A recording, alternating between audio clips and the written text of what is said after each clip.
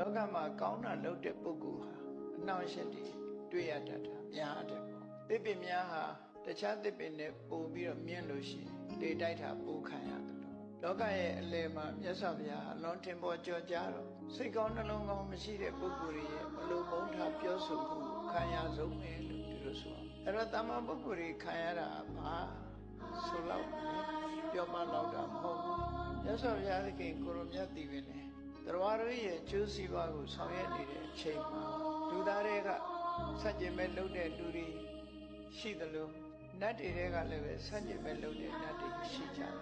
အဲ့တော့မြတ်စွာဘုရားရဲ့ဘဝတစ်လျှောက်လုံးမှာမနက်ကစัจ jin မဲ့လုပ်ပြီးအမြဲတမ်းနှောက်ယှက်မှုတွေကိုပေးတာမာရတန်ယုတ်ဆိုတဲ့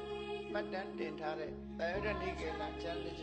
25တုပ်ကိုမှတ်တမ်းတင်တာဒီတဲ့ပို့ပြီးတော့လည်းရှင်းနိုင်တယ်